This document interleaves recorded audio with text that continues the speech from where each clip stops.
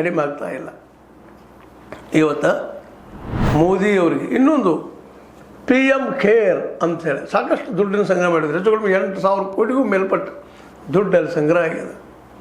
ಇವತ್ತು ಜಂಜಿಗಳು ಅದ್ರ ಜೊತೆಗೆ CJPಗಳು ಅವ್ರು ಇವತ್ತು ಕೇಳ್ತಾ ಇದ್ದಾರೆ ಇವ್ರಿಗೆ ಆ 8,000 ಕೋಟಿಗೂ ಮಿಕ್ಕ ಹಣವನ್ನು ಮೇಲೆ 8,500 ಕೋಟಿ ರೂಪಾಯಿ ದುಡ್ಡು ಆ PM ಕೇರ್ ದುಡ್ಡನ್ನು ಎದಕ್ಕೆ ಉಪಯೋಗ ಮಾಡ್ತೀರಿ? ಅದು ಶಿಕ್ಷಣ ಕ್ಷೇತ್ರಕ್ಕೆ ಉಪಯೋಗ ಮಾಡಿರಿ, ಶಾಲೆಗಳಿಗೆ ಉಪಯೋಗ ಮಾಡಿರಿ, ಮಕ್ಕಳಿಗೆ ಉಪಯೋಗ ಮಾಡಿರಿ, ಬದುಕಿಗೆ ಉಪಯೋಗ ಮಾಡಿರಿ, ಮೆಡಿಸಿನ್ಗೆ ಉಪಯೋಗ ಮಾಡಿರಿ ಅಂತ ಬೆನ್ನತ್ತಿದ್ದಾರೆ. ಹೀಗಾಗಿ ಅದು ಆಗಿರ್ಬೋದು. ಪಾರ್ಟಿ ಫಂಡ್ ಸಾವಿರಾರು ಕೋಟಿ ರೂಪಾಯಿ ಸಂಗ್ರಹ ಆಗಿದೆ. ಇವತ್ತು ಎಲ್ಲಿ ದುಡ್ಡು ಅದು ಯಾರು ಕೊಟ್ಟರು, ಅದರ ಮೂಲೇನು ಅದನ್ನು ಇವತ್ತು ಕೇಳ್ತಾ ಇದ್ದಾರೆ. ಯಾಕಂದ್ರೆ ಇವತ್ತು ಈ ದೇಶ ಅತಿ ಹೆಚ್ಚು ಪಾರ್ಟಿ ಫಂಡ್ ಪಡೆದಂಥ ಪಾರ್ಟಿ ಯಾವುದಿದ್ರೆ ಅದು BJP ಅನ್ನೋದು ಎಲ್ಲರಿಗೂ ಸರ್ವ ವಿದಿತ ಆದಂಥ ವಿಷಯ ಆಗಿದೆ. ಒಟ್ಟಾರೆಯಾಗಿ ಮೋದಿಯವರ ಈ 12 ವರ್ಷ ಆಡಳಿತ ಇವತ್ತು ಅವ್ರಿಗೆ ವೈರಿಯಾಗಿ ಪರಿಣಮಿಸ್ತಾ ಇದೆಯಾ? ಇವತ್ತು ಅದು ಪ್ರಶ್ನೆ ಮಾಡ್ತಾ ಇದ್ದಾರೆ. 2014ರಲ್ಲಿ ಹುಟ್ಟಿದಂಥ ಮಕ್ಕಳು ಇವತ್ತು 12-13 ವರ್ಷದವರು ಅವರು ಅಲ್ಫಾ ಜಂಜಿ ಅಂತ ಹೋರಾಟ ಮಾಡ್ತಾ ಇದ್ದಾರೆ.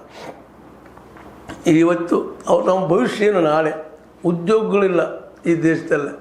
ನಮ್ಮ ದೇಶ ಬಿಟ್ಟು ಅನೇಕ ಮಕ್ಕಳು ಹೋಗ್ತಾ ಇದ್ದಾರೆ, ಲಕ್ಷಗಳ ಜನ ಹೋಗ್ತಾ ಇದ್ದಾರೆ, ಕೋಟಿಗಳ ಜನ ಹೊರಗೆ ಹೋಗ್ತಾ ಇದ್ದಾರೆ.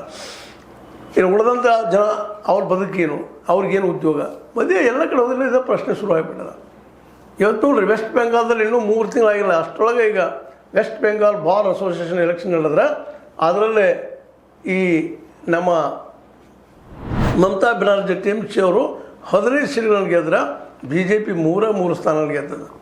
ಹೀಗಾಗಿ ಮತ್ತೆ ಮರಳಿ ಏನೀಗ ಪ್ಯಾರಡೈಸ್ ಲಾಸ್ಟ್ ಮಾಡ್ಕೊಂಡಿದ್ರು ಮಮತಾ ಬ್ಯಾನರ್ಜಿ ಅವರು, ಈಗ ಮತ್ತೆ ಪ್ಯಾರಡೈಸ್ ರಿಗೇನ್ ಮಾಡ್ತಾ ಇದ್ದಾರಾ, ಜನ ಭ್ರಮಣಿಸಲ್ಕೊಂಡ್ರ ಅಂತ. ಯಾಕಂದರೆ ಇವತ್ತು ವೆಸ್ಟ್ ಬೆಂಗಾಲ್ದಲ್ಲಿ ಯುವಕರು ಕೇಳ್ತಾ ಇದ್ದಾರೆ, ನಮ್ಗೆ ಉದ್ಯೋಗ ಕೊಡ್ರಿ, ಸೋಯಿಂದವ್ರು ಏನೋ ಅದಕ್ಕೆ ನಮ್ಗೆ ಆಮಿಷ ತೋರಿದ್ರಿ ಎಲೆಕ್ಷನ್ ಸಮಯದಲ್ಲ, ನಮ್ಗೆ ಉದ್ಯೋಗ ಕೊಡಿಸ್ತೀವಿ, ಮತ್ತೇನೋ ಮಾಡ್ತೀವಿ ಅಂತೇಳಿ ಅದೆಲ್ಲ ಬೇಕು ನಮ್ಗೆ ಅಂತೇಳಿ ಅಲ್ಲಿಯ ಯುವಕರು ಜಂಜಿಗಳು ಬೀದಿಗಿಳಿದು ಹೋರಾಟ ಮಾಡ್ತಾ ಇದ್ದಾರೆ. ಹೀಗಾಗಿ